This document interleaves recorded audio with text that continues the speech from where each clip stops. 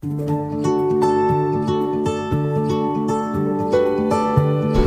don't know if this is actually going to work. I'm suspecting it won't. Good morning.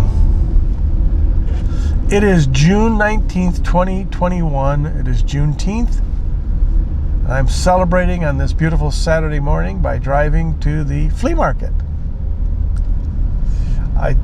It's a hot day. I think it's in the 80s already, and it's supposed to get up to the high 80s today. Let's see how it feels out there. I'm going to roll down my window. Now I can hear the outside. Oh, it feels okay, I think. I'll see when I get there.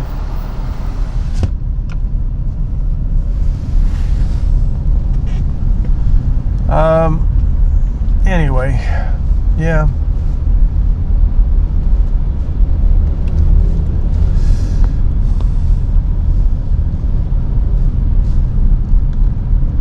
I don't have a lot, I remember when I was young and I would listen to older people, and what's young and what's older becomes relative as you get older. But when you're a little kid, when you're under 10 years old, anybody that teenager and above, that's adults. And then as you get older, you can define more clearly what old is and what young is. And I think as you get older and the higher ages, like where I'm at now, you look down and anybody, 20 and below is kids, and adults are after that. So, but anyway, as I remember when I was young and older people would tell stories, they would repeat the same stories over and over. And you would think, surely you're telling the same story you told 2 weeks ago. That's the same story that you just told yesterday. But they didn't seem to, and maybe they didn't.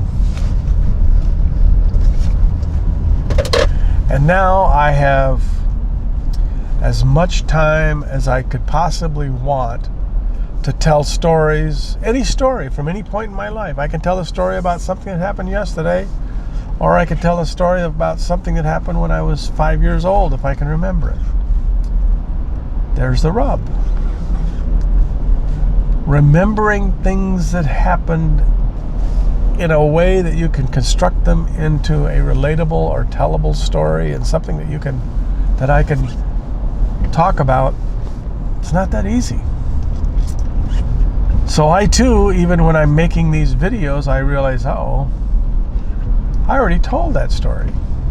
Well, this time I'm going to tell it better. This time I'm going to tell it worse.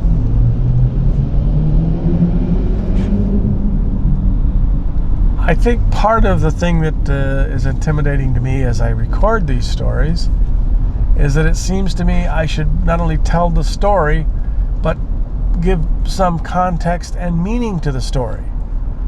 What I learned from the story, what you can learn from that experience that I had. It's not a story. It's a story only in the sense that I'm telling it as a story, but it's my recollection of something that really happened, maybe.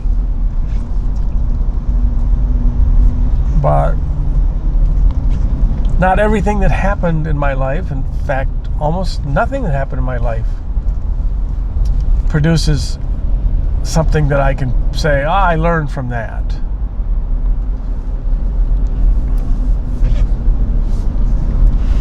All right, I just flashed on a thought, so I'm going to tell this story,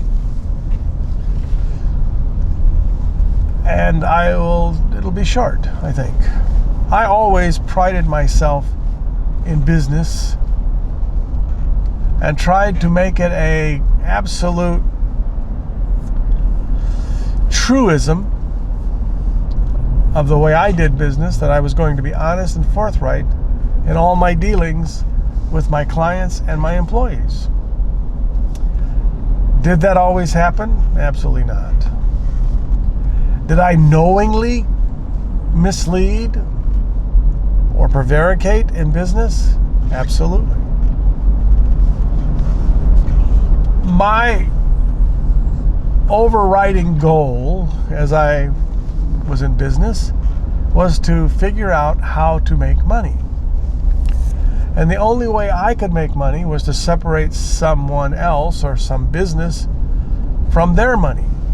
Now, I could do that in legitimate ways. If you provide a service and someone pays you for that service, you are relieving them of their money, but you are doing it in a way that they receive something of benefit. And if it's not something that is a benefit for a long time, they will stop paying you and you will no longer provide the service.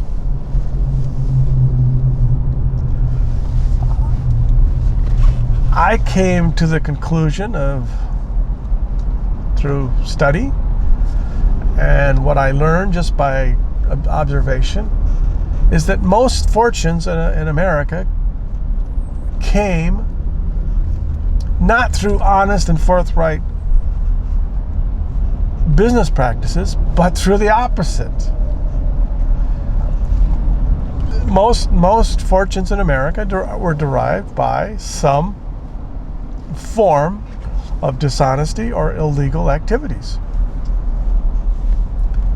And the ones that did not arrive from those activities were simply ones that I didn't understand how they were created.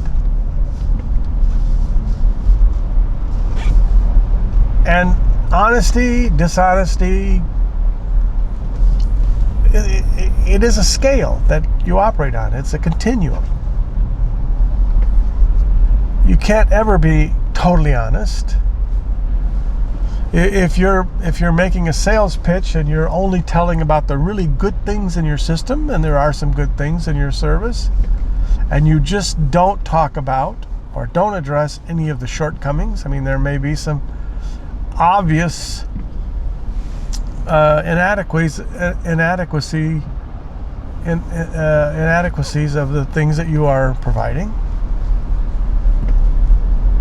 And if you don't mention those, are you being honest, fully honest and forthright with your customer? It's, and I learned in business, it's not like every time you make a presentation you are under oath. You have to tell the truth, the whole truth, and nothing but the truth. But there's certainly a sliding scale. I mean, it's obvious when you're just lying. I was selling a service for another company.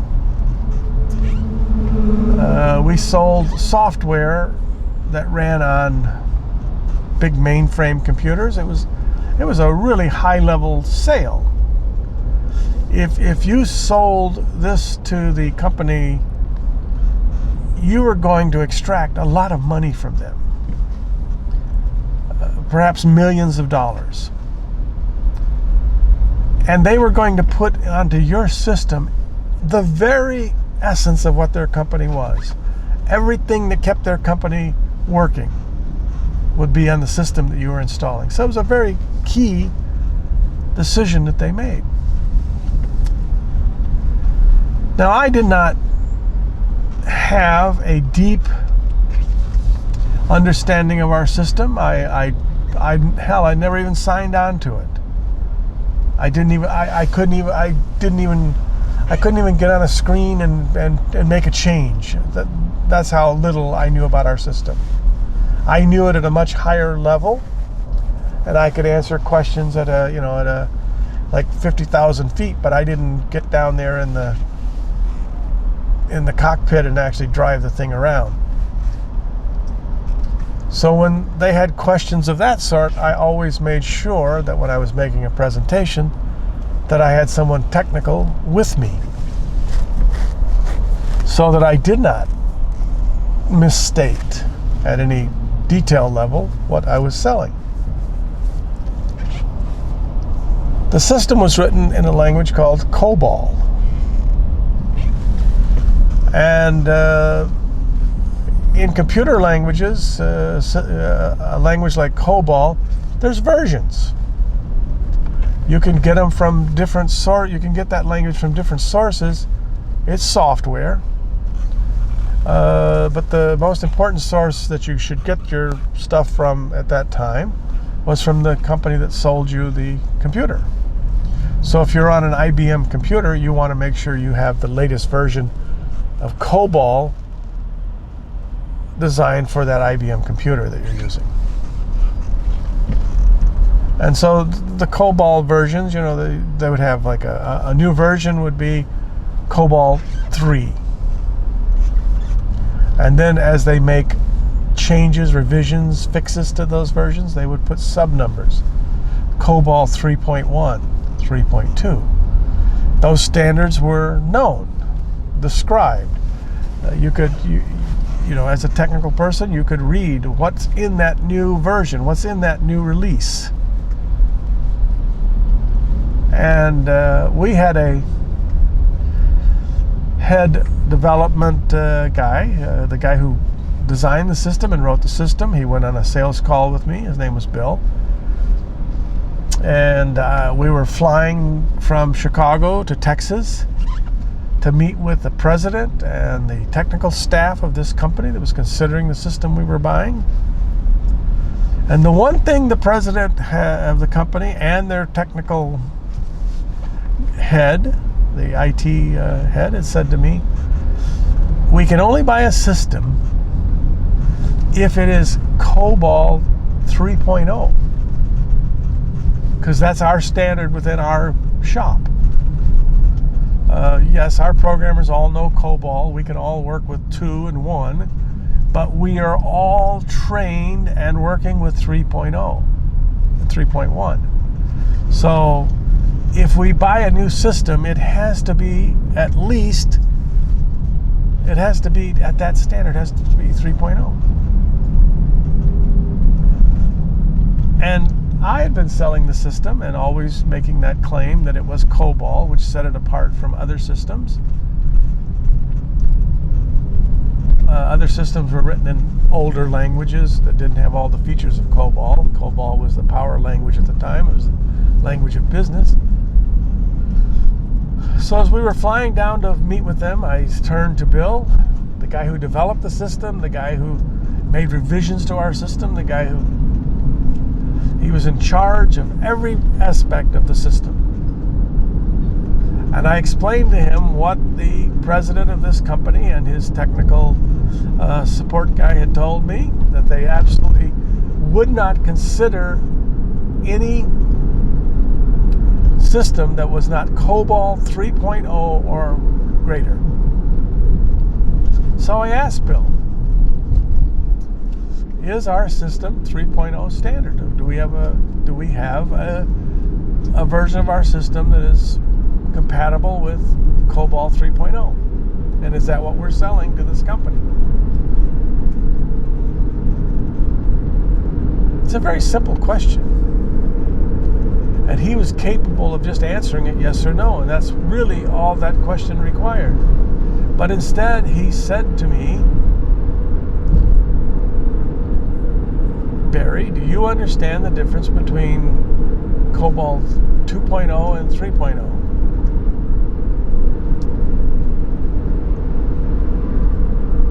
You can make a case that I should have had some understanding of the difference between the two.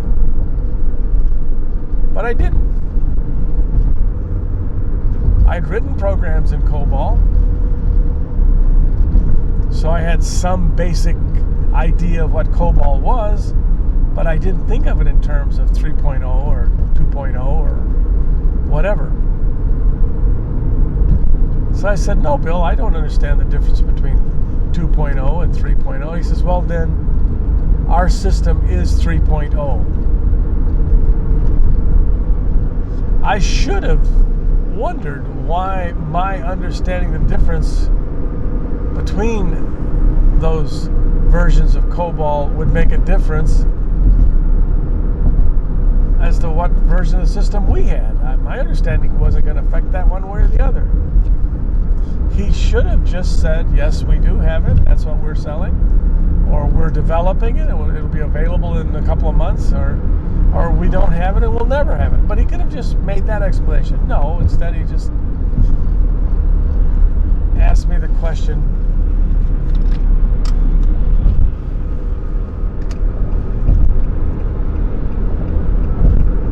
so we went on to our call in Texas. We made a presentation. I think it went very well. Everybody was impressed with the way the system worked. We did a demonstration. We were able to walk them through the system, and we convinced them that it had all the features they were looking for. And then the question came,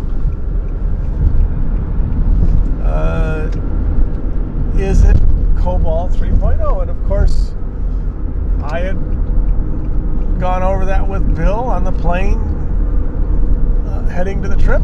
So I answered with confidence, with a great deal of confidence, yes. The system we sell is COBOL 3.0, and that's the system that will be delivered to you. And then we arranged for them to go to visit one of our clients so they could see the system working live in a company with an operation similar to the one that they had.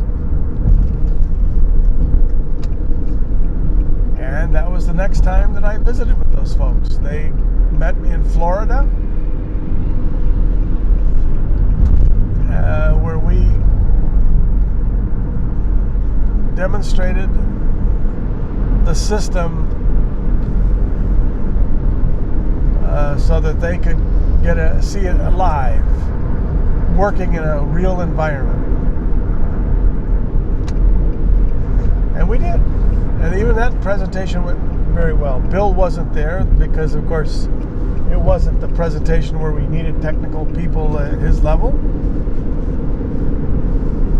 And while we were doing the demonstration, the head of the Prospects IT department was there, and he asked, the question came up about COBOL 3.0, and our client, was surprised that he was under the impression that our system worked, that we had a 3.0, because that was something they had been waiting for, and we had failed to deliver. He assured them, with me standing there, and Bill wasn't there to talk about it, that it wasn't 3.0, it was 2.0, and he did not know when to expect 3.0 because we had delayed delivering it so many times. Now, the question comes, well, first of all, before the question comes, at that point, the prospect that I had such success showing the system to was no longer interested. It didn't matter what I had to say after that, because the thing that they had told me that I had to provide, I failed to provide. That was a system working in 3.0. And I had no real comeback for it. Now, maybe if I were a better trained salesperson, technical person, I could have overcome whatever that objection was. But, at no point in my career, either as a salesperson, running my own business, could I have figured out how to overcome what had just happened there. I had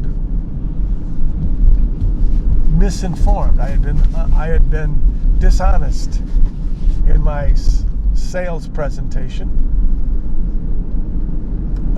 I will tell you through no fault of my own, because Bill, the guy who is the head of the development, told me it was 3.0, but maybe I had more responsibility. I can't imagine that I did. But that moment, that one act of dishonesty led to the loss of that potential client. Now, it is also very possible that if when he asked me the question in the initial vetting of our system, and I had said no, we're at 2.0 or 2 point whatever, and 3.0 is coming in the future, that they would have just dismissed us at that point, and we wouldn't have gone to Texas to see them, and they certainly wouldn't have come to Florida to look at one of our installations. Or I could have been prepared for that question. Had I had known that we were still in 2.0 and they were looking for 3.0, I could have said, this is what we have. We are at this. We're almost ready to prototype 3.0, and you'll be if not the first, you'll be one of the first clients that can go in the new version. But I missed that opportunity because I lied to them. I told them we had it. I thought we had it. And a lie of even innocence, a lie of, even if you don't know you're lying, is nonetheless still a lie. And in business, you can afford to lie. You just can't afford to get caught in lies. That's the way it works. Now, if I had been aware that our system was not 3.0, I would have never told them that, because it's obvious to me. If somebody says to you, if no 3.0, then no sale, then I'm not going to pursue that, because I have other opportunities to sell the system.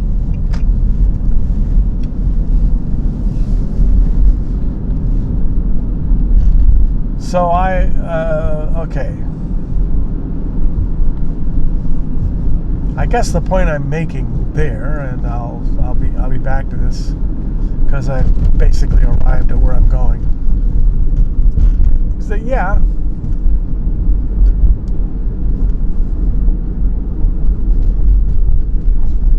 I did lie, sometimes innocently, and other times intentionally. But in business, a lie is a lie, and if you're caught and called out on it, it's not going to end well for you.